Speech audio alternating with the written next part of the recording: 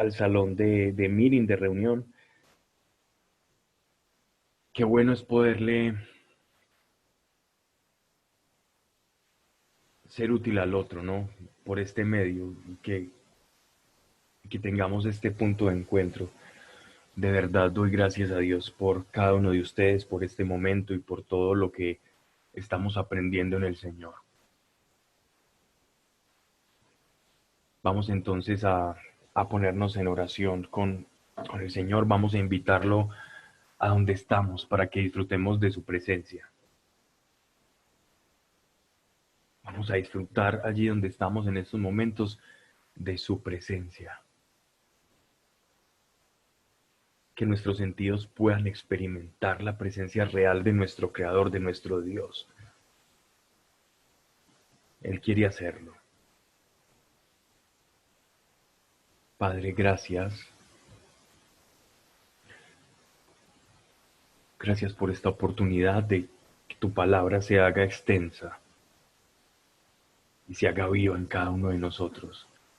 Gracias por darnos una razón para vivir en este mundo. Y gracias porque esa razón eres tú. Gracias porque no existe otro Dios fuera de ti. Gracias por darnos el privilegio de haberte conocido. Gracias, Señor.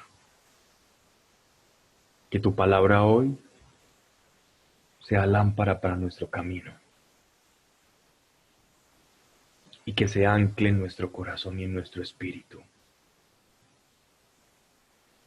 No queremos tener simplemente conocimientos, no, Señor. Queremos vivir y hacerlo por tu palabra. Señor, si hay ansiedad por el futuro, por los trabajos, por familia, Señor, ayúdenos a comprender y a experimentar tu presencia real, para que abandonados en ella, toda angustia se haga tan pequeña frente a lo grande que eres tú. Ayúdanos a eclipsar todas nuestras necesidades, problemas y nuestra humanidad en tu grandeza, y contemplándola, experimentar la seguridad que experimentó tu Hijo, nuestro Señor y Mesías, caminando en esta tierra, porque nunca se supo solo. Y así sea con cada uno de nosotros, sabernos que no estamos solos, y donde esa palabra simplemente sea una mentira y la vivamos como tal, porque nada nos aparta de ti, Señor. Que no se diga aquí cosa alguna que no esté de acuerdo a tu voluntad o a tu palabra. Si es así, Señor, te pido que silencies primeramente a quien está hablando en el momento, mas si es para edificación de todos, entonces que la palabra llegue sin límites a cada corazón y pueda ser expresada a través de las obras. Y esto te lo pido, Señor, Padre nuestro, en el nombre de Jesucristo de Nazaret. Amén. Bien, veníamos hablando para darle continuidad al libro de los Proverbios en el Proverbio 16. Ya habíamos anunciado eh, el verso capítulo 16, verso 16. Lo habíamos dejado así como en entredicho, simplemente como para que lo tuviéramos en cuenta y como un punto de referencia para poder continuar. Y lo vamos a hacer así. Miren esto tan preciso que nos hace aquí, que nos dice aquí la palabra del Señor. Mejor es adquirir sabiduría que adquirir oro. Tener inteligencia vale más que tener plata. Escudriñando esta palabra, debemos hacer una diferencia que un poco lo dejamos por sentado la charla pasada, y es la diferencia que hace la palabra de Dios entre la sabiduría, es decir, la sapiencia, versus en paralelo con la inteligencia. Ser sabio y ser inteligente, pues, no son lo mismo. Entonces, ¿qué es la sabiduría? Porque ciertamente que nos está diciendo acá la palabra de Dios que la sabiduría es más valiosa aún que el oro. Y el oro como el metal más precioso. Y la inteligencia es análoga a la plata, que es un metal precioso, pero comparado con el oro, de menor valor. Entonces, ¿qué es la sabiduría que es considerado como algo valioso? Incluso más valioso que el oro, que era la referencia del valor de las cosas. Y no solamente en el mundo antiguo, sino ahora también en el mundo contemporáneo. Pero entonces, ¿qué es la sabiduría para Dios? Y esto es importante tenerlo en cuenta porque si notan la palabra de Dios en el grueso de la palabra, estamos hablando desde Génesis hasta Apocalipsis, nuestro Señor privilegia la sabiduría como una facultad del alma superior a la perspicacia, a la inteligencia e incluso a la voluntad. ¿Qué es esto pues tan valioso?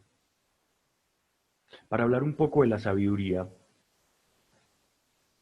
retrocedamos hacia el rey Salomón y recordemos el pasaje en el que Dios habla y se manifiesta a Salomón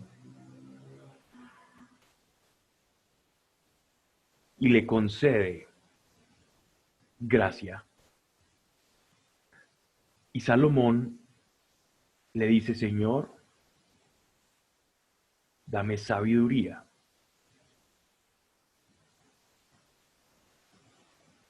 Si en estos momentos revisamos nuestra vida y hagamos un ejercicio que puede ser un poco pueril, pero yo creo que nos podemos identificar un poco con él. ¿Cuántas veces hemos pensado, revisa tu corazón, cuántas veces has pensado pasando por un puesto de una lotería o del baloto y has fantaseado que pudieses hacer si te ganaras ese baloto o esa lotería? Algunos hasta ya tienen una lista elaborada de lo primero que van a hacer, cuánto van a donar, qué le van a comprar a su padre, a su madre, a su esposa, a su esposo, a sus hijos, a dónde se van a ir a pasear, qué harían con ese dinero. Estoy seguro que muchos lo han pensado. No creo que he sido el único. Y miren que fantaseamos con la riqueza. Es normal en el ser humano fantasear con aquello que no posee o con aquello que cree que le va a solucionar la vida o que lo va a hacer feliz. Solemos fantasear con la felicidad muy a menudo.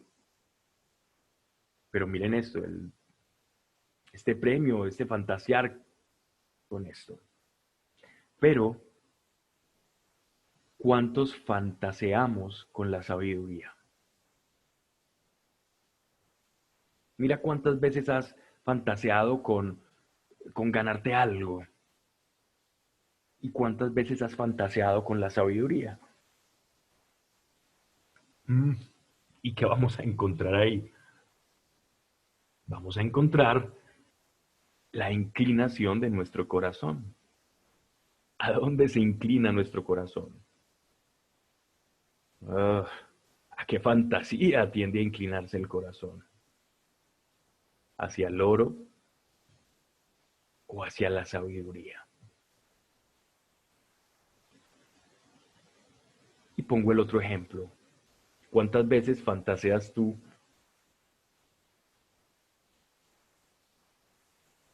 no con el baloto, no con una lotería, sino con un mejor puesto, con el tener cubiertas todas tus necesidades, con alcanzar un patrón de estabilidad económica? y llamémosle a esa estabilidad que todos estamos buscando, la plata, no el oro es lo más, pero lo menos sería por lo menos tener mis gastos cubiertos. Salud, transporte, vivienda, colegios si me toca pagar colegios, el sustento de mis empleados. Y llamémosle a eso plata. ¿Cuántas veces fantaseas tú con eso? No te engañes, no nos engañemos. ¿Cuántas veces fantaseamos con esto o aquello? Desde la fantasía de la lotería o la fantasía de mis necesidades suplidas. Pero ¿cuántas veces fantaseo con la inteligencia? Y vamos a notar la inclinación de nuestro corazón. ¿Hacia dónde te inclina tu corazón? Eso es lo que hay, eso es lo que somos, eso es lo que tenemos. Por eso nuestro Señor nos revela desde el mundo espiritual qué es lo que cobra valor y qué no tiene valor. Porque el oro para el mundo espiritual es nada. Yo no puedo comprar con oro las cosas que son del espíritu. Esa moneda es ineficaz. Digo a veces que es como intentar ir a un supermercado con unos billetes de un juego de mesa. Vas con unos billetes de un juego de mesa de tío rico, de hágase rico, de monopolio, y te vas a ir a pagar un producto en un supermercado. ¿Cómo crees tú que te va a ver el dependiente? El cajero te va a decir, por Dios, eso no puede pagar tu deuda. Eso no puede pagar ese producto. Y se va a reír de ti. En el cielo y en el mundo espiritual ocurre lo mismo. Y es curioso porque hacia donde más inclina nuestro corazón no es hacia lo más valioso. Y buscamos todo el tiempo satisfacer esos deseos pensando que allí vamos a encontrar felicidad, pero oh sorpresa, porque nos damos cuenta que no. Entonces hallamos que el corazón no está inclinado hacia la búsqueda de la sabiduría. Entonces, ¿qué es la sabiduría? ¿Qué es más preciada que una lotería? La sabiduría es la forma en que la revelación que proviene de Dios se hace práctica en mí. Cuando la revelación que viene de Dios, de la relación que yo tengo con Él, solamente de Él, de Dios, se filtra por medio de mis experiencias personales, de mi mente, de mis emociones. Y en ese filtro, en ese tamiz, dentro de lo que se llama la experiencia interior, mi experiencia humana, cuando yo pongo en práctica esa revelación y veo cómo esa revelación es verdadera y veo cómo esa revelación me lleva a una realización, a ser mejor persona, he ahí que yo he encontrado sabiduría. Entonces la sabiduría no es un conocimiento estático, un conocimiento enciclopédico. No es saber mucho. Eso no es sabiduría. Eso es conocimiento. Y conociendo miento. La sabiduría es la experiencia práctica, dinámica de la revelación de Dios en ti y en mí. Ahora, la inteligencia, que es menos valiosa que la sabiduría, es la forma por la cual yo ordeno, sistematizo, le doy coherencia a mi vida, le doy coherencia a todas las funciones y a todas las cosas prácticas que yo tenga que hacer. Entonces, entendiendo la sabiduría y la inteligencia de esta manera, entendemos que la sabiduría es la manera en cómo Dios comunica su inteligencia a mi vida y se hace práctica en mi interior. Y la inteligencia es la facultad humana por la cual yo puedo moverme como la lámpara, la linterna, por la cual yo voy caminando asumiendo esa revelación de Dios. De nada me sirve la inteligencia si no tengo sabiduría. Es más, vamos a ver en qué se convierte una inteligencia no sabia. Porque yo puedo ser una persona inteligente y poco sabia. Y puedo ser una persona sin mucha inteligencia, sin mucho conocimiento también, aunque es diferente, pero muy sabia. Y más vale adquirir sabiduría. Dios está ponderando la sabiduría en nuestra vida. Y el Evangelio nos lleva a esa sabiduría de Dios. Miren qué tan grande es esto de la sabiduría que nuestro Señor nos dice que el Evangelio es sabiduría. Para nosotros, la palabra de Dios es revelación y es sabiduría. Pero el mundo que no interpreta, que no tiene esa revelación, considera esa sabiduría como algo necio. Y lo que para nosotros es salvación, para el mundo es necedad. Porque el necio no puede juzgar las cosas sabias. Porque la revelación es una esfera superior a la inteligencia humana y al razonamiento lógico humano. La inteligencia depende de razonamientos lógicos, de silogismos, de cadenas causales. La sabiduría simplemente depende de la revelación y cómo se hace práctica en mí. Verso 17. El camino derecho es apartarse del mal. Guarda su alma el que guarda su camino.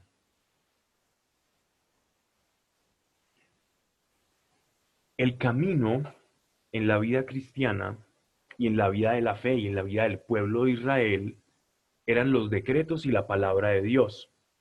Escrito está: lámpara es a mis pies tu palabra y lumbrera para mi camino. Entonces, el camino es el propósito que Dios tiene contigo y conmigo. El camino es la manifestación de su voluntad. Dios tiene un camino, una agenda trazada contigo. Tú no le quedaste grande a Dios. Desde antes de que Él te creara, surcó, trazó, creó, construyó, formó un camino para ti. Y el hombre en su inteligencia, desprovisto de la sabiduría de Dios, anda dando tumbos y haciendo un movimiento zigzagueante, haciendo surcos por el camino. A veces, quizás, por la conciencia de Dios que todavía pesa sobre el ser humano no regenerado, puede encontrarse en ciertos puntos con ese camino. Pero es por la palabra de Dios que se hace viva en nosotros que ese camino se nos alumbra. Y que la oscuridad de ese camino en el cual ni siquiera sabíamos por qué nacemos, por qué existimos, por qué vivimos, comienza esa tiniebla a desvanecerse. Esa neblina, esa penumbra, esa densidad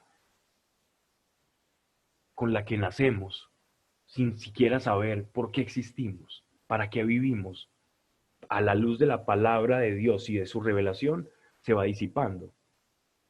Y por eso la palabra de Dios es lámpara para nuestro camino, pero el camino es el propósito. ¿Cómo seguimos ese camino? Apartándonos de lo que nuestro Señor en su palabra nos dice que nos va a hacer daño.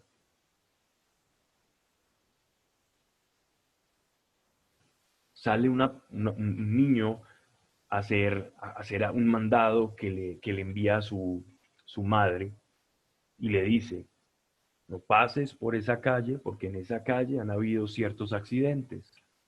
No pases por esa calle porque en esa calle han habido ciertos accidentes y puede que te ocurra algo. El niño sale de casa, ve que puede hacer travesía, puede acortar su camino y pasar por ese lado para ir a hacer el mandado de la mamá, no hace caso de su palabra y efectivamente allí ocurre un problema. Y de la misma forma es la palabra de Dios, que nos advierte y nos señala qué es lo que nos va a hacer daño. Pero nosotros cuando no creemos que Dios conoce cuáles son los buenos y los malos caminos, sino que creemos que los caminos que nosotros forjamos o nos trazamos son mejores que los de Dios, entonces Dios lo permite. Y podemos tocar el mal en esos caminos. Mas Dios dice que ha puesto en nuestras manos la vida y la muerte. Dice, puesto como una balanza, la vida y la muerte, escoge, te pido, escoge y elige la vida. Quiere decir que nosotros podemos desviar el camino que Dios ha trazado sobre nosotros. Y es inevitable el sufrimiento cuando desviamos el camino de Dios. Dios conoce lo que es malo. A veces no tenemos por qué entender. La mente siempre quiere encontrar una explicación para todo. Señor, pero tú ¿por qué dices que es pecado esto? O Señor, ¿tú por qué dices que es pecado aquello? Es que a mí eso me parece tan normal, tan bueno, ¿eso qué tiene de malo? Y empezamos a discutir con Dios porque nuestra inteligencia se está llevando el protagonismo versus la revelación de Dios. Y en ese estado del ser es muy difícil que el Espíritu Santo actúe en nosotros, porque le estamos diciendo a Dios, oye, yo tengo la razón, ¿por qué no me justificas el que yo no la tenga? A ver, explícame, dame tu argumento, que el mío es muy bueno. ¿Y sabes a qué se remite o cómo traduce ese argumento de quien piensa, yo soy muy bueno? En que tú tienes una superioridad moral por Dios y en que como tú te sientes o lo que tú sientes es superior a lo que Dios ya dejó establecido. En últimas, mis emociones son superiores a todo lo que Dios ha dicho y a la palabra de Dios. Como yo me sienta es mi verdad. Y el día en que nuestras emociones sean la verdad, ese día te auguro que vas a sufrir, porque tus emociones no determinan lo que tú eres. Lo que tú sientes de algo no necesariamente es la verdad. Si tú te sentiste mal, si me siento mal por un comentario que alguien haga de mí, el hecho de que yo me sienta mal de mis sentimientos no va a hacer que ese comentario sea verdad o no. Las emociones son como un sensor, no son la verdad, son un sensor para ubicarnos, pero no determinan la verdad. Y a veces vivimos nuestra vida en la esfera emocional, en el plano emocional o en el plano mental. Dios, explícame por qué esto es pecado. O Dios, yo siento que eso no es pecado.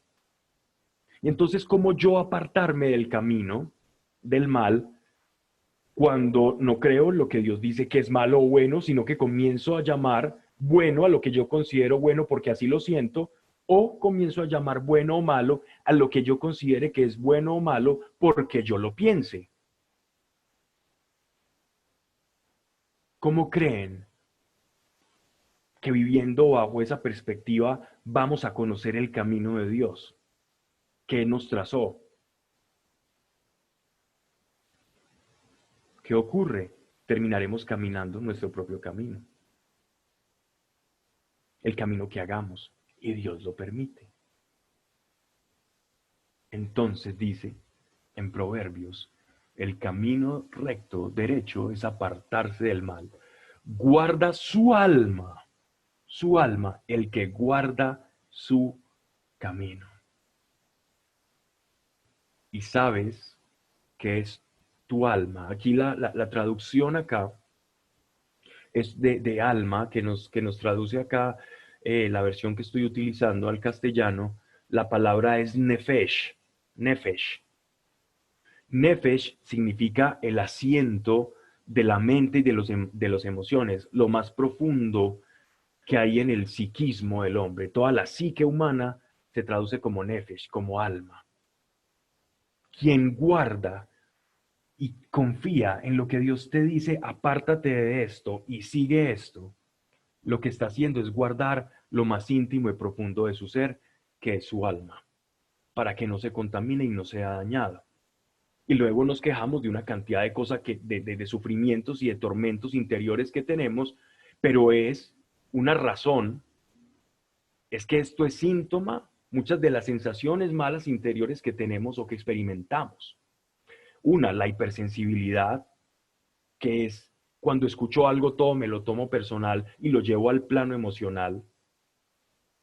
Dos, la soberbia, que ya la vamos a tocar. Varias de estas, de estas emociones, de estas actitudes son síntomas que yo no estoy creyendo la palabra de Dios, que yo no estoy creyendo el consejo de Dios, sino lo estoy recibiendo y aceptando. Y más bien estoy siguiendo mi propio consejo o la sabiduría según el mundo va dictando. Porque el mundo también tiene su propia sabiduría, pero es una sabiduría de mentiras, es una sabiduría que se construye a través de silogismos sociales. La sabiduría, según el mundo, se va construyendo y deconstruyendo conforme los paradigmas de la sociología, de la psicología, va cambiando. Se deconstruye y se construye. Pero la sabiduría de Dios es una y permanece. Sabios según el mundo hay muchos, pero sabio según Dios solo aquel que procura escuchar su espíritu. Verso 18. La soberbia es heraldo de la ruina. La soberbia es heraldo de la ruina. Saben que la palabra soberbia es una palabra que nosotros heredamos del latín. Y en latín, soberbia se dice superbia. ¿Qué es la superbia? ¿Qué es esta soberbia? Vamos a detenernos un momento acá. Soberbia es cuando yo en relación a otro o a otros me inflo y me pongo en una pirámide, en una escala superior a los demás. Superbia significa estar sobre, estar sobre. Soberbia es estar sobre. Es alguien que se siente, se percibe como por sobre los demás. Eso es la soberbia. Y para que la soberbia exista necesita ciertos ingredientes. La soberbia no existe si no existiera un otro, un semejante, uno a quien o por el cual está, o para uno para estar sobre él. La soberbia existe porque existe un hombre, una persona, un otro, el cual considerar inferior. Y miremos su antípoda, su contrario. Miremos el amor. Tengamos en un paréntesis la soberbia. La soberbia necesita existir cuando hay un otro. Porque en relaciones a ese otro es que yo me voy a sentir superior. Dejamos de lado la soberbia y ahora vamos a poner ojo y atención sobre el amor. Vamos a examinar el amor. En un plato tomamos el amor y vamos a examinarlo. El amor. Para que el amor exista también debe haber un otro. Para que la soberbia exista debe haber un otro. Para que el amor exista, debe haber un otro al que amar. La soberbia, para que se perfeccione, para que nazca, para que dé la vida a luz a un soberbio, ha de existir una relación de superioridad, una sensación, un sentimiento, una fe en que soy superior. Y para que nazca el amor, debe haber un otro al cual donarme, porque lo considero superior.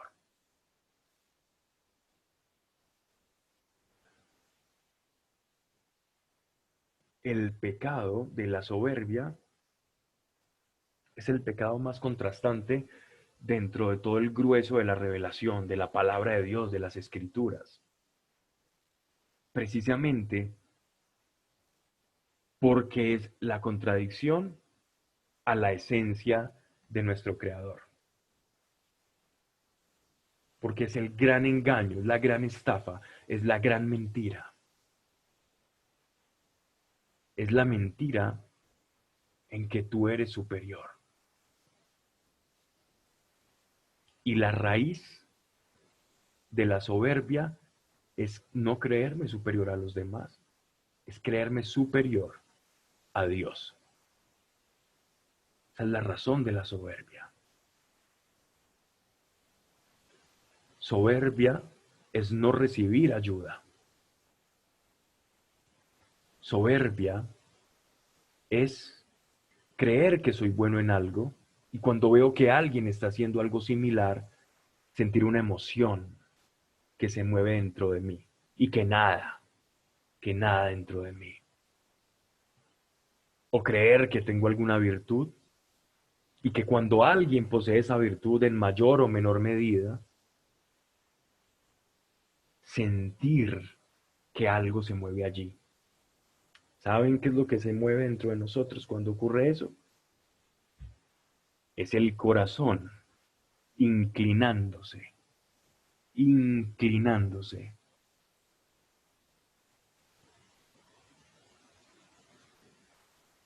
hacia su polaridad, hacia donde es atraído. Esa es la soberbia.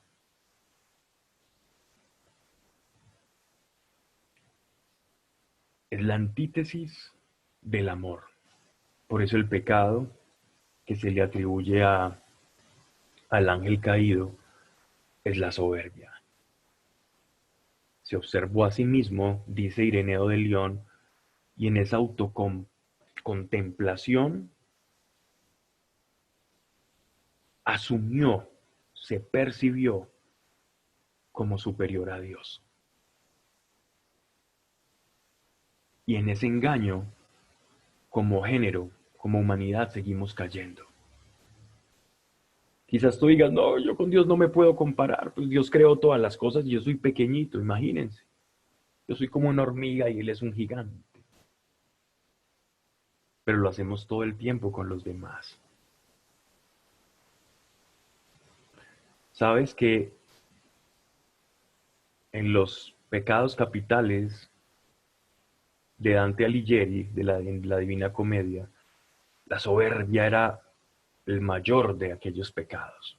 Casi que fuera como la madre, el progenitor de todas estas, de todos estos pecados.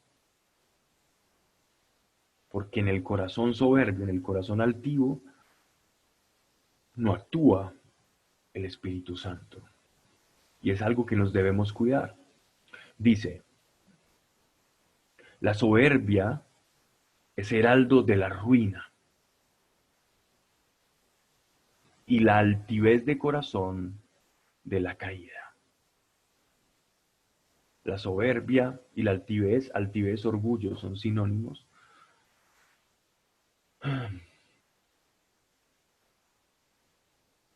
Presagian nuestra propia caída. El soberbio ya tiene su fin. Su tumba ya está escrita con su propio nombre y su epitafio. Mejor es humillar el corazón con los humildes que partir con los soberbios los despojos.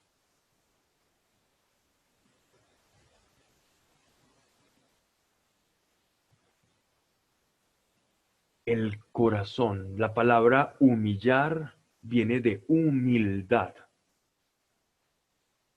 Quien se humilla está directamente relacionándose con el amor. Porque noten que dice en Juan, en el prólogo de Juan, en su evangelio, que lo vamos a tratar en la próxima charla Dios mediante, Dios se humilla a sí mismo, porque tanto amó Dios al mundo. Después de la humillación, perdón, del amor, viene la humillación, porque tanto amó Dios al mundo que entregó a su Hijo unigénito. Y entregó a su Hijo unigénito como una humillación. Se hizo pequeño. Ya no es estar en la cúspide de la pirámide, sino que es invertir la pirámide. Se hizo siervo de todos, se humilló, se hizo manso y humilde. Aprendan de mí, porque soy manso y humilde de corazón. Es decir, yo no vine a ponerme aquí por encima de ustedes, sabiendo que soy Dios caminando entre ustedes, sino que vine a servirles. Porque la manifestación o el resultado de la humildad es el servicio, es la entrega, es la donación. Y el de la soberbia es la posesión. El humilde busca servir, el soberbio busca poseer. Yo puedo tener en mis relaciones afectivas, familiares, conyugales, todas las relaciones, intercambios emocionales entre nosotros, podemos tener un poco más de aquí, un poco más de allá. Soberbia o amor, posesión o servicio. De la soberbia emana la posesión, del amor emana el servicio que se traduce en donación. Ya podemos ir identificando hacia dónde se está inclinando nuestro corazón. Mi corazón en algunas relaciones se inclina hacia la soberbia,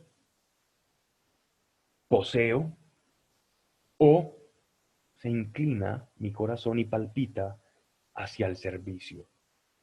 Amo. Donación. La posesión puede parecer o camuflarse con la pasión, pero cuidado. Porque cuando se aplaca el instinto de posesión, el deseo de poseer,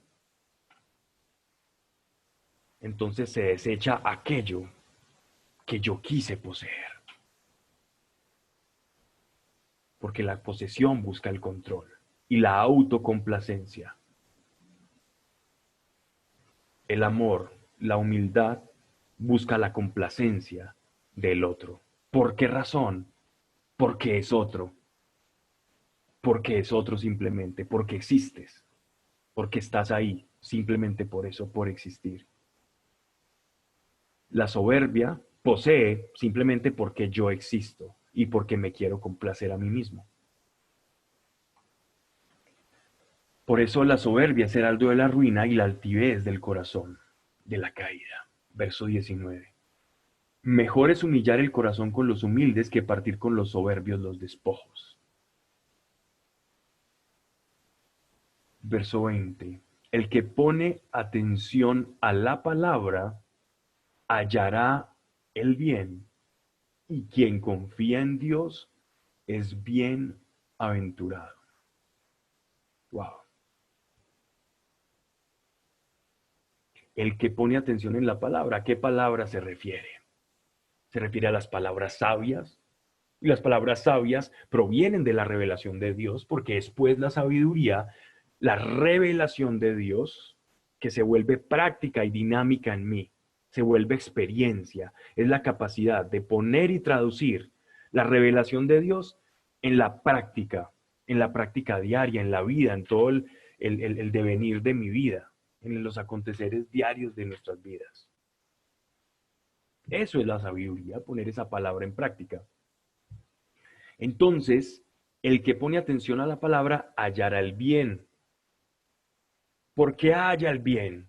Porque se da cuenta que le conviene. Halla el bien porque se da cuenta que le conviene la palabra de Dios.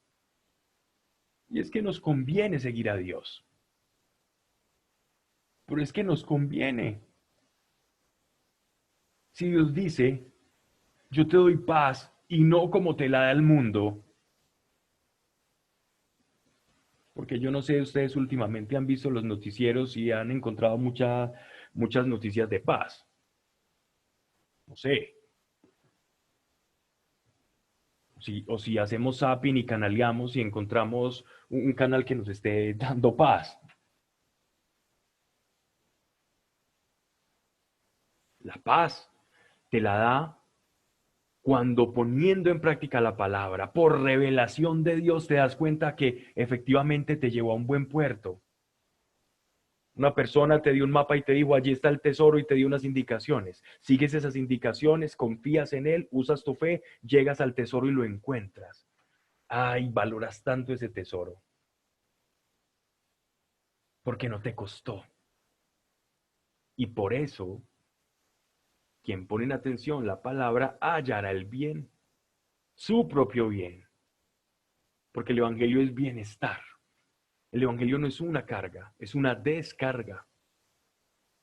El Evangelio es un yugo ligero. La vida y lo que te ofrece el mundo, lo que te garantiza el mundo, es una carga. Ninguna ninguna medicina prepagada, ningún trabajo te garantiza cuántos años vas a vivir. No te garantizan tu bienestar y tu felicidad.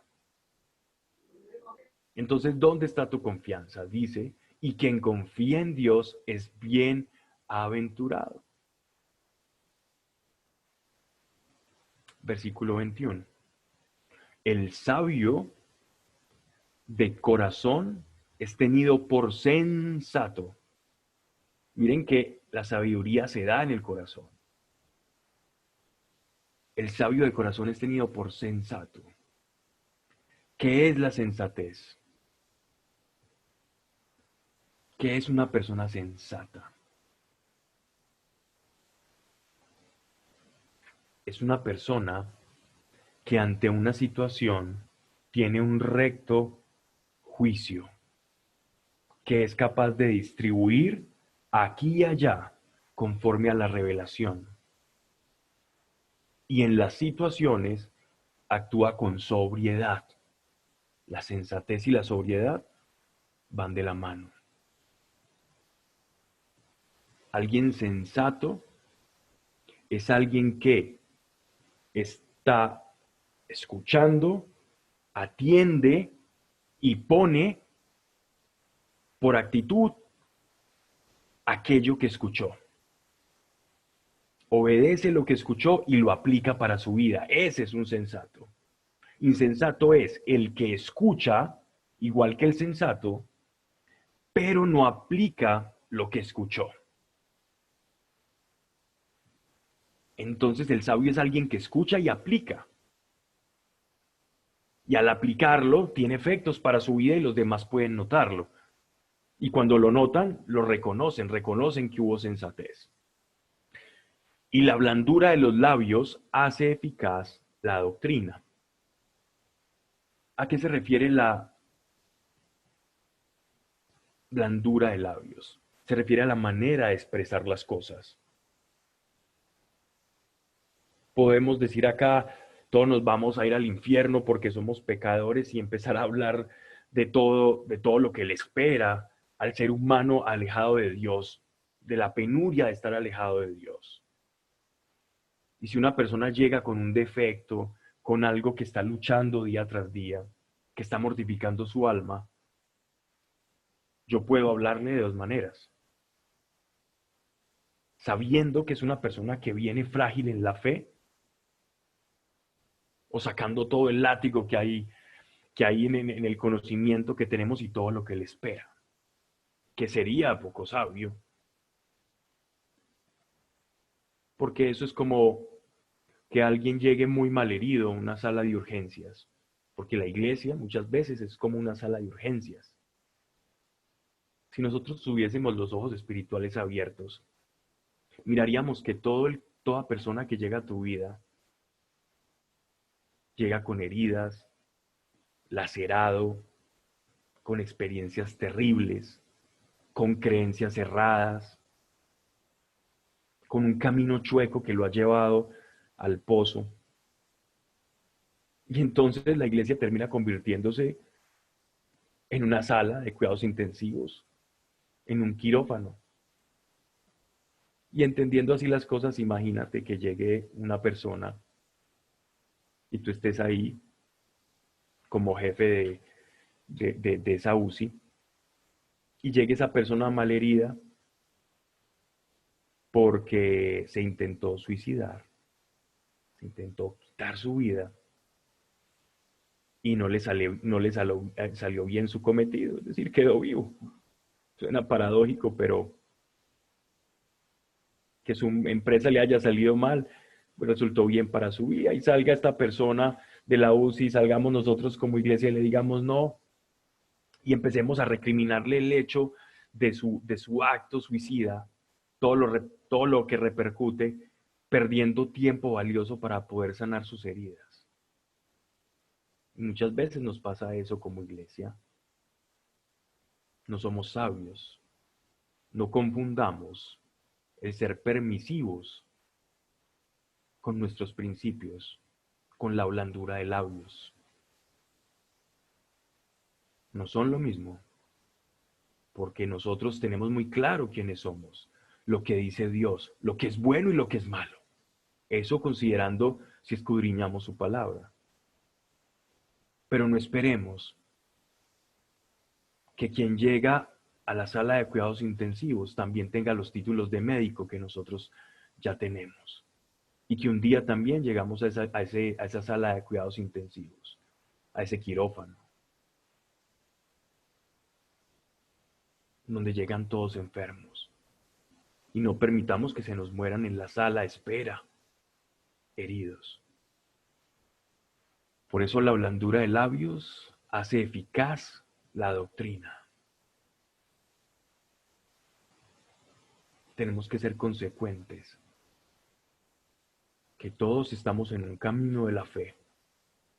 Y hay personas más pequeñas en la fe, hay otros más grandes en la fe. No que sean más grandes en el reino de Dios, no, no, no. Sino que llevan más tiempo recorrido. Y ese tiempo les da cierta autoridad, la autoridad de haber experimentado que la palabra de Dios es real. Y esa firmeza y esa autoridad es para transmitirle a los demás que esto funciona, no para restregar en la cara los errores cometidos por ellos. Porque entonces el papel de médico termina siendo el papel del sepulturero. Y pasamos de ser médicos a sepultureros. Y de eso no se trata el Evangelio. La iglesia es el lugar para recibir al afligido, al necesitado, al herido. Y allí sana sus heridas. Algunos son camilleros, algunos son cirujanos, otros psicólogos, cada uno cumpliendo su función.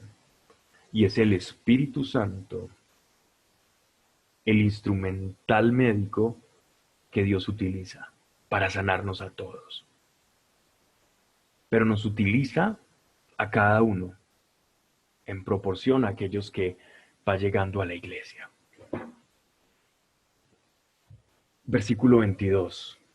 Fuente de vida es la sabiduría para quien la tiene, y es castigo del necio la necedad. Quien alcanza revelación y la traduce a su vida práctica, esto que yo recibí de Dios, esa palabra que llegó a mi corazón por revelación, porque la verdad hace tránsito en nuestro ser, en nuestra identidad de seres humanos, en nuestro ser, hace tránsito por medio de la revelación. La verdad se manifiesta en el creyente por la revelación. ¿Qué es la revelación? Es cuando Dios interviene espiritualmente, o sea, que es un acto espiritual en mi espíritu y pone en mi espíritu algo. Y de mi espíritu, esa revelación es comunicada a toda mi parte almática o mi parte psíquica.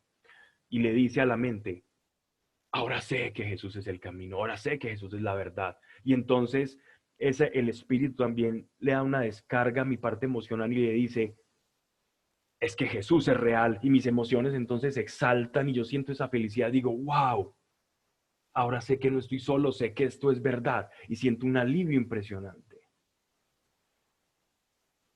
Porque la revelación se transmite a todo el ser humano, a todo el ser humano integral. Y se termina volviendo en nuestro camino. Y cuando esa sabiduría, que es la, como el mecanismo por el cual se hace efectiva esa revelación, o cómo se traduce, o la consecuencia de esa revelación, mejor dicho, es la sabiduría. La consecuencia de la revelación de Dios es la sabiduría, es fuente de vida para el que la tiene. Encuentra y haya consuelo, haya vida. Esta palabra vida es vivir bien. Fuente de vida acá no es la vida biológica, es la buena vida.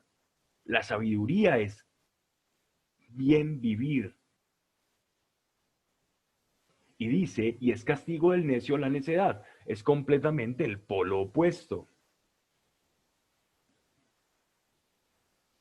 La necedad, o el castigo, perdón, mejor dicho así, el castigo es la consecuencia de la necedad.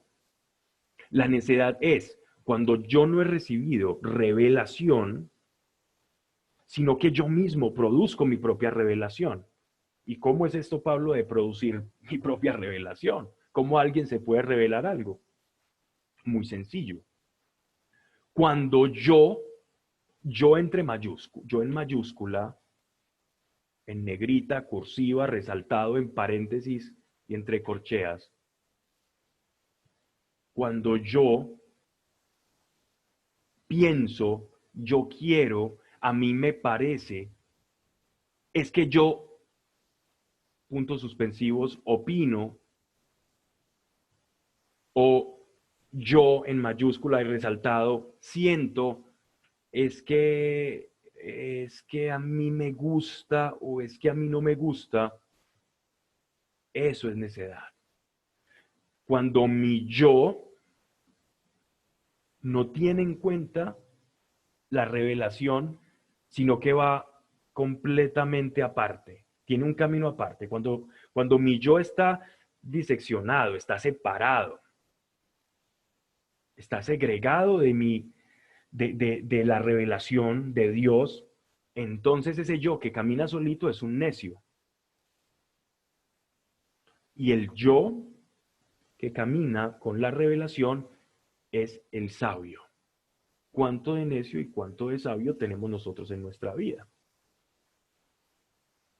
¿Cómo detectamos eso? Miremos la inclinación de nuestro corazón. ¿Hacia dónde se inclina? ¿Hacia el yo o hacia el recibir de Dios? Cuando mi yo es lo que recibo de Dios, entonces puedo decir que he nacido al Espíritu. Cuando mi yo recibe del mundo, de lo que no es Dios, de la no revelación, sino de las cosas ordinarias del mundo, del conocimiento mundano, entonces soy un necio. Soy un necio. ¿Y saben qué dice la palabra? Y es bien interesante. De lo necio ha tomado el Señor para revelar su palabra. Nosotros en un tiempo fuimos necios.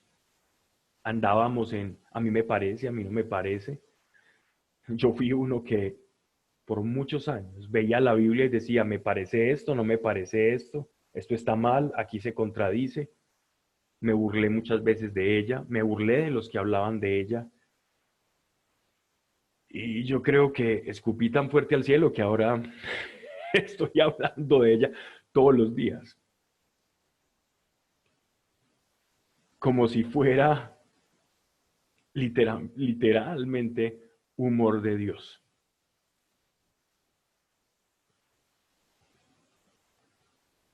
Al apóstol Pablo le pasó lo mismo. Persiguió cristianos pensando que eran una secta de judíos libertinos que tenían diferentes dioses y que hablaban de un tal Dios que fue crucificado.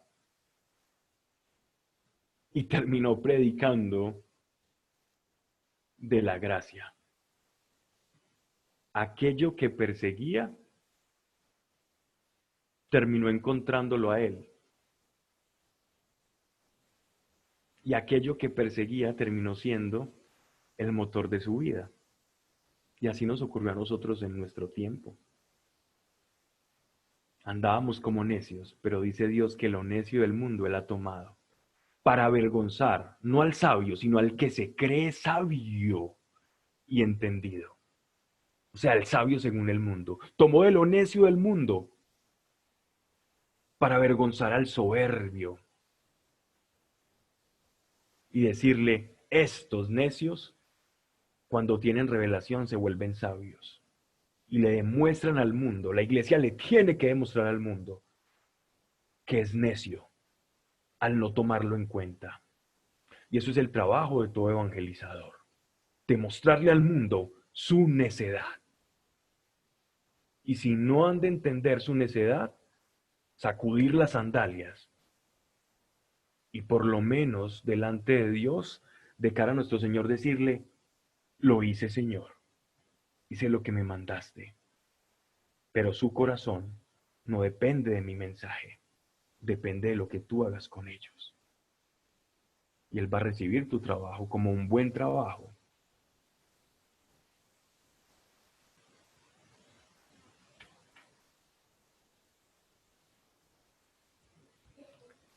Versículo 23. El corazón del sabio hace disertar su boca y con sus labios avalora su doctrina. Voy a leer esta palabra en la traducción que tenemos en pantalla. Esta es exactamente la misma, la nácar colunga. Bien, ¿qué quiere decir esta expresión? ¿Qué es disertar? Disertar significa la capacidad de separar, de escudriñar, de profundizar. Entonces, la actitud de alguien que recibe revelación o la actitud que yo debo tener para recibir la revelación de Dios es el deseo. Por favor, si alguien tiene en estos momentos están siguiendo, no solamente desde sus celulares, si tienen una Biblia a mano, que sería lo ideal para hacer el ejercicio de las charlas de Biblia, por favor, subrayar esto, que es importante. Una de las formas, una de las vías para adquirir sabiduría o revelación es tener sed de verdad. La sed de la verdad. Tu hombre interior tiene sed de verdad. La curiosidad humana nace de un principio espiritual, de una necesidad del espíritu dentro de nosotros, que clama por verdad, que quiere la verdad. Nadie quiere estar engañado. Nosotros queremos la verdad. Que corramos a autoengañarnos es una cosa, pero buscamos la verdad. Pero a veces estamos tan distraídos que buscamos más nuestra supervivencia, sostenimiento, lidiar con el día a día, que conocer cuál es la verdad. ¿Cuántas veces en tu oración le has pedido al Señor, Señor, muéstrame tu verdad en mí? Señor, muéstranos tu verdad en mí. ¿Qué es la verdad? Lo que no se puede contradecir. La verdad es lo que es, lo incontrovertible, lo diáfano, lo puro, lo cristalino, lo recto, lo que no cambia, lo que no muta, lo que atraviesa, lo que aclara. Si yo quiero obtener sabiduría, es decir, la práctica de la revelación, he de tener sed de la verdad. Bienaventurado el que tenga hambre y sed de justicia, porque será saciado. Bienaventurado, nos dice nuestro Señor en el Evangelio de Mateo, el que tiene sed de justicia. Esa sed de justicia es la sed por conocer la verdad. ¿Cuál es la voluntad de Dios para mí? Ahí encuentras sabiduría. Solo ahí encontramos sabiduría. Hace disertar su boca y con sus labios avalora su doctrina. ¿Qué nos dice esto? Cuando tenemos revelación, producto de la sed, de meditar y disertar en la palabra de Dios, en la comunión que tenemos con Él, entonces la doctrina, que se traduce doctrina como el orden, doctrina es el orden, doxa, de, de, las, de lo que pensamos, el orden de pensamientos, el orden de conceptos, el orden de la revelación, la sistematización de aquello que Dios me ha puesto. Puedo llevar algo que es muy abstracto, una revelación, poderla llevar a un mensaje práctico. Esa es sabiduría. Panal de miel son sus suaves sentencias, dulzura del alma y medicina de los huesos. No solo de pan vivirá el hombre, sino de toda palabra que sale de la boca de Dios. Porque la revelación es la palabra de Dios, es la condensación de la intimidad que tengo con Dios, como si nosotros fuésemos un dispositivo electrónico completamente vacío, la batería descargada, y nos conectásemos a un tomacorriente y empezásemos a cargarnos. Y cuando me enciendo el dispositivo, de lo que he recibido, de la descarga, comienza a salir de mí. Y puedo reproducir aquello de lo cual estoy siendo alimentado. La sabiduría es la forma en la que se proyecta lo que yo he recibido. Pero necesito sed. La sed es fundamental. Sed de verdad. Muchas veces queremos ser engañados. ¿Saben? Una de las condiciones más terribles que tenemos, o obsesiones o tendencias, llamémoslo mejor así, tendencias, es al autoengaño. No queremos que Dios nos muestre la realidad. Señor, déjame vivir en el mundo que yo me he creado porque así me siento bien. Y Dios dice, ok, tú quieres el mundo creado a tu imagen, como tú lo creas, en tu burbuja, yo te lo permito. Tarde que temprano, te vas a dar cuenta que pretender hacer tu verdad y no conocer la verdad que Dios te está revelando, te va a llevar un camino inequívoco de sufrimiento innecesario. Hay sufrimientos que hablábamos ayer de él, que es uno de ellos es el quebranto, que es un sufrimiento completamente pedagógico, disciplinario de Dios, que te enseña, que te hace crecer. Y hay otro sufrimiento completamente innecesario. que apesta a las narices del Señor. El sufrimiento que nos causamos por querer permanecer ser ciegos y no ver lo que el Señor tiene para nosotros. Hay caminos, verso 25, que al hombre le parecen derechos, pero a su fin son caminos de muerte.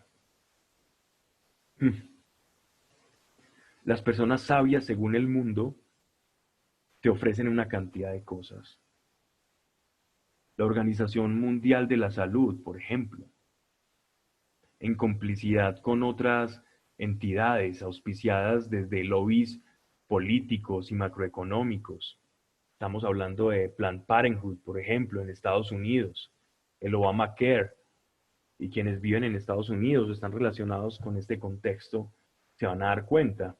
Hicieron un lobby durante mucho tiempo, años, trabajando a través de taladrar las escuelas públicas, haciendo lobby con dineros del exterior y de ONGs, con donaciones de capitales golondrina, para fomentar una campaña en la que el asesinato de niños se viera como algo bueno para la mujer. Y se encargaron de deconstruir el concepto mismo, hasta de la misma biología, de lo que es un ser vivo, un ser viviente. Y lograron llegar a tal punto en que en tan solo desde que se creó ese Planned Parenthood, 60 millones de asesinatos de niños. Y a través de todo este lobby, utilizando los medios de comunicación, las universidades, los colegios, los programas de opinión, lograron vendernos la idea, inocular la idea que le están haciendo un bien a la mujer. 60 millones. Y saben, cuando nosotros leemos el Génesis y vemos algunas de las prácticas de los cananeos, resulta que los cananeos tenían ciertas prácticas o ritos de adoración, y una de sus deidades era conocida como Moloch o Moloch. Moloch es una deidad, un dios, mitad hombre, mitad como una especie de toro o de personaje astado, parecido a una cabra, un toro, dependiendo de la región en la que se encontraba. Pero sin importar eso, una de las prácticas que se tenía hacia esta deidad era el sacrificio de niños.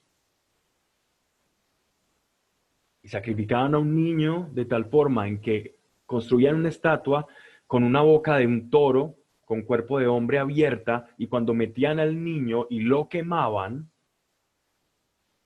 el fuego y el humo que iba surgiendo a través del cuerpo de esta estatua iba produciendo en la parte de la boca una expresión como de mugido. Y ese humo era lo que llegaba a ese Dios como sacrificio. Y leemos esos textos en los que se hacían estos sacrificios en el Génesis que Dios condenaba de niños. Y esos, les cuento que esos sacrificios se hacían cada vez que iba a haber una cosecha.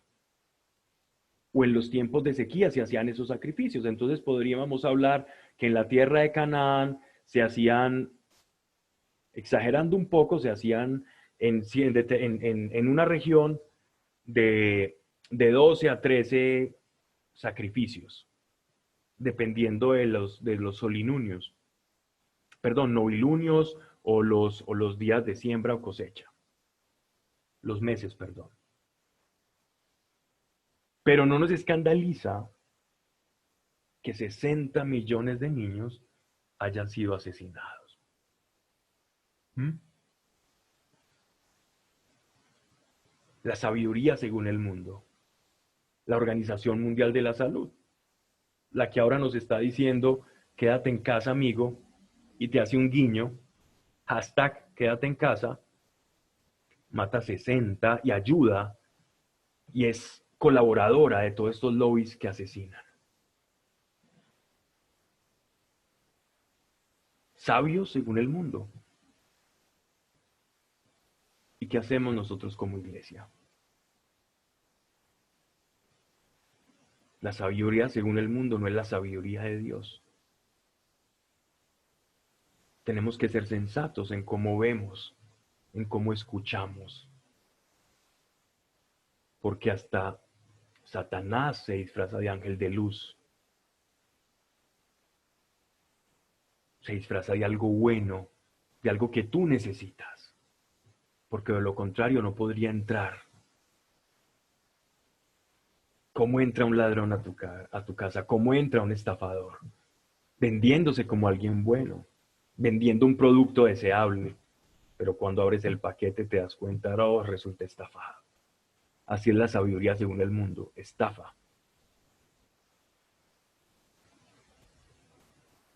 Dice, hay caminos que al hombre le parecen derechos, pero a su fin son caminos de muerte. Disculpen el, lo extenso de mi exposición, pero es para que dimensionemos la realidad y escudriñemos y no traguemos entero de todo. Y busquemos la palabra de Dios. ¿Qué dice Dios de esto? Y esa sea la verdad. Versículo 26, el que trabaja para sí, trabaja, pues su boca le estimula. El impío se cava la fosa y hay en sus labios como llama de fuego. Aquí están hablando de la lengua, ¿no? De la lengua en la que también el apóstol Santiago nos habla en su carta del peligro o de lo fuerte que es la lengua. Esta palabra como llama de fuego significa el poder que tenemos nosotros en la boca. El chisme, la murmuración, el despotricar del otro, el hablar del otro, de lo que no estoy de acuerdo con otra persona sin que esa persona esté ahí para poder defender su punto. Todo ese tipo de cosas son como el fuego. ¿Y saben la escritura por qué dice que es como el fuego? Porque todo fuego empieza como algo pequeño. Miren un incendio forestal. Una lata al sol, un pedazo de vidrio, una botellita. Pasa la luz, calienta, se produce un efecto lupa y genera todo un incendio por algo tan pequeño. Grandes guerras han ocurrido por esto, por la lengua, divisiones. ¿Cuántos matrimonios destruidos por eso? Por es que yo escuché de alguien que me dijo algo y tú no estabas allí para defenderte. El chisme puede dañar más que un arma de fuego. La lengua es delicada. Dice Santiago que la lengua es como el timonel de un barco. Es pequeñito, el timonel del barco es pequeñito, pero puede hacer mover toda la eslora de ese barco y capitanearla y hacer que gire a la izquierda o a la derecha, así es la lengua. Pero si es tan poderosa, entonces llenémosla, no de fuego, sino de sabiduría y con la palabra que Dios nos da. Con la palabra de Dios podemos utilizar no fuego para incendiar, sino para edificar. No fuego para lastimar, sino para consolar. No fuego para aplastar, sino para exhortar.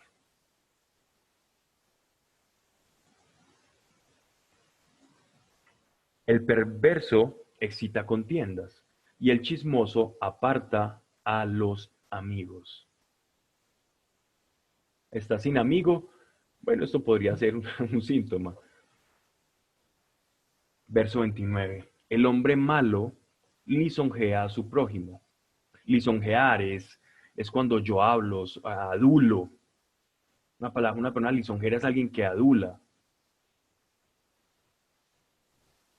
que está buscando que su palabra dice lo que su corazón no siente, con el objetivo de obtener un fin de esa persona.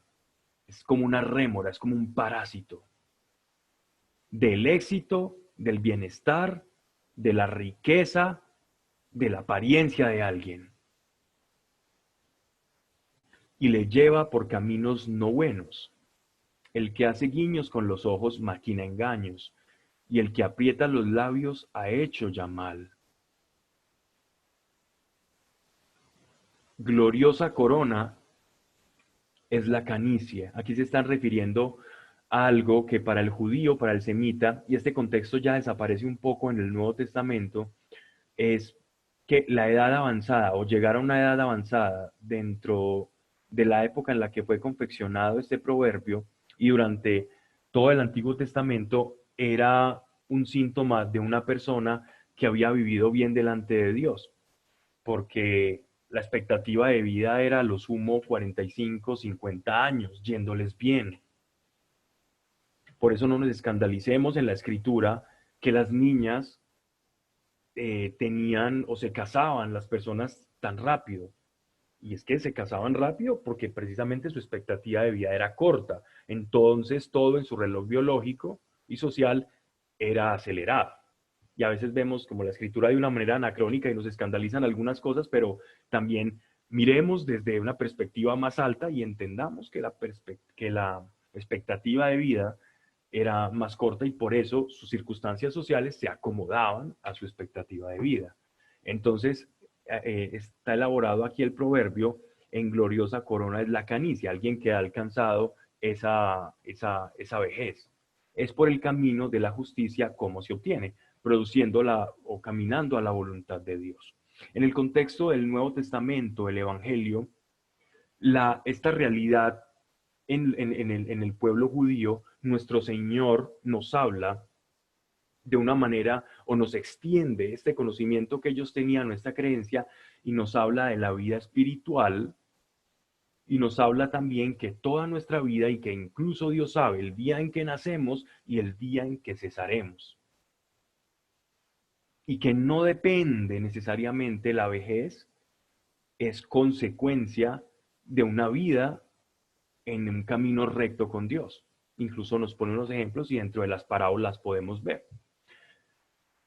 Versículo 32. Mejor que el fuerte es el paciente, y el que sabe dominarse vale más que el que expugna una ciudad. En el seno se echan las suertes, pero es Dios quien da la decisión. Ok. Miren, aquí se resume todo. En esta palabra se resume todo. El que sabe dominarse vale más que el que expugna una ciudad. El que expugna una ciudad es para referirse a alguien fuerte, alguien lleno de potencias, como un conquistador o como alguien que tiene muchos títulos. Llámalo en el nivel empresarial, en el nivel familiar, en belleza, en capacidad, en fuerza, en cualquier potencia o facultad humana. El que construyó tantos edificios, tantas empresas, el que descubrió el electromagnetismo, el que descubrió la penicilina, el que descubrió cómo se transferían por medio el sonido por las vías telefónicas. Más que ese, vale en el reino espiritual el que sabe dominarse. El que sabe dominarse. Y ojo, ¿cómo es eso de dominarme? Si yo voy a hablar de dominarme, quiere decir que yo estoy compuesto de varias partes, porque tiene que haber una parte dominada y otra dominadora. Y pues bien, eso es de lo que hemos venido hablando. Tu parte espiritual, tu hombre interior, es el que debe dominar a tu hombre exterior. a tu vieja naturaleza. La nueva naturaleza, hablemos en esos términos, debe dominar a la antigua naturaleza. Y ese es el hombre que se domina. Ese es el hombre que ha nacido del Espíritu. Y ese es el trabajo del Espíritu Santo dentro de ti. En el seno se echan las suertes, pero es Dios quien da la decisión. El hombre puede planear muchas cosas. Puedes tener caminos. Y le estoy hablando a personas que le han entregado su vida a Dios. Es Dios quien tiene la última palabra. Oh Señor, yo quiero esto, yo voy a hacer esto, pero cree que es Dios quien tiene la última palabra, porque Él se tomó muy en serio el día que tú le dijiste seriamente, te entrego mi vida. Tenemos un Dios serio con lo que le decimos. Hay oraciones que he descubierto que las hice sin mucha intensidad, la verdad, emocional. Y ver que el Señor contesta te hace replantearte no solo el poder de la oración, sino la seriedad con la que Dios se toma a sus hijos. Créelo, que hay oraciones que has hecho antes. Puede ser un mes, 2 meses, un año, 3 años, o a veces hasta oraciones olvidadas. Y en estos momentos, los engranajes del cielo se están moviendo para que la respuesta a esa oración esté llegando, aun cuando habías olvidado esa oración. Y te sorprenderá un Dios que es todo escucha con sus hijos.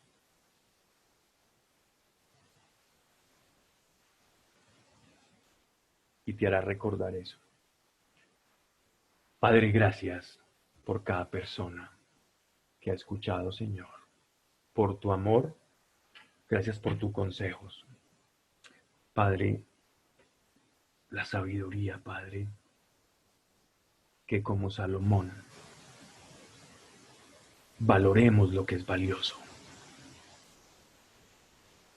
Allí donde está nuestro tesoro está nuestro corazón. Ayúdanos a reconocer cuál es el verdadero tesoro para que la inclinación de nuestro corazón cambie de la soberbia al amor, de la insensatez a la sensatez, de la sabiduría según el mundo a practicar tu sabiduría. Y así sea para todos nosotros, porque es tu verdad y es tu palabra. En el nombre de Yeshua de Nazaret. Amén.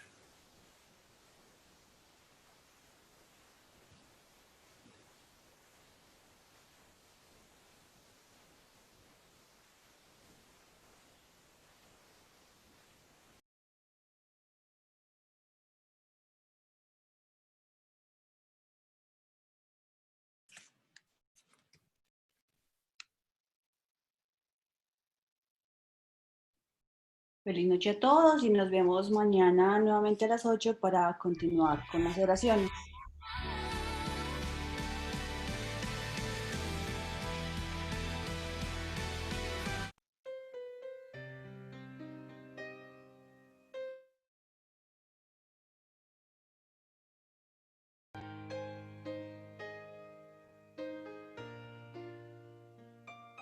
Hace tanto tiempo yo compré una iglesia a precio de sangre entre crudo dolor. Hace tanto tiempo que envié a mi hija para rescatar lo que se perdió. Hace tanto tiempo que estoy deseando esa humilde entrega de un adorador que solo se postra ante mi presencia y no a las ofertas de una posición. Hace tanto tiempo que estoy deseando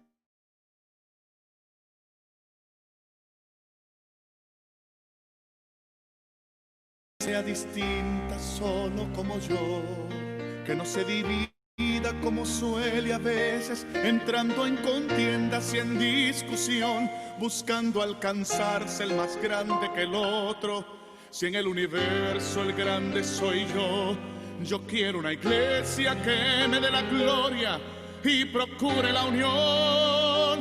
Yo quiero una iglesia que sane al herido, que rompa cadenas, liberte al cautivo, que aclare la mente al que está confundido y que hable verdad.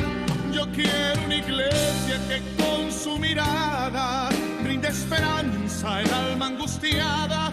Yo quiero una iglesia que sane la herida de esta humanidad. Yo quiero un rebaño donde mis ovejas se sientan seguras y llenas de paz, donde mi palabra sea su alimento. Allí quiero morar.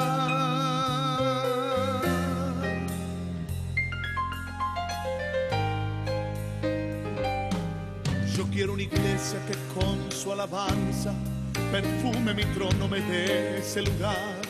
Una iglesia que sepa hacer diferencia entre el bien y el mal. ¿Dónde está la iglesia que fue perdonada y que fue librada del castigo atroz? Aquella que al ver si alguno ha caído le tiende la mano y perdona su error. Iglesia despierta, ya llegó el momento de tu redención. Yo quiero una iglesia que sane al herido, que rompa cadenas, liberte al cautivo, que aclare la mente al que está confundido y que hable verdad. Yo quiero una iglesia que con su mirada brinde esperanza al alma angustiada. Yo quiero una iglesia que sane la herida de esta humanidad. Yo quiero un rebaño donde mis ovejas se sientan seguras y llenas de paz, donde mi palabra sea su alimento. Allí quiero morar.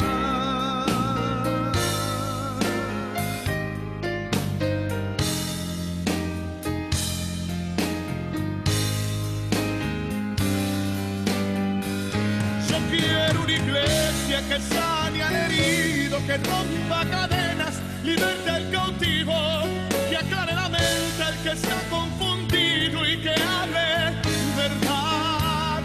Yo quiero una iglesia que con su mirada brinde esperanza al alma angustiada. Yo quiero una iglesia que sane la herida de esta humanidad. Yo quiero un rebaño donde mis ovejas se sientan seguras y llenas de paz, donde mi palabra sea su alimento. Allí quiero morar.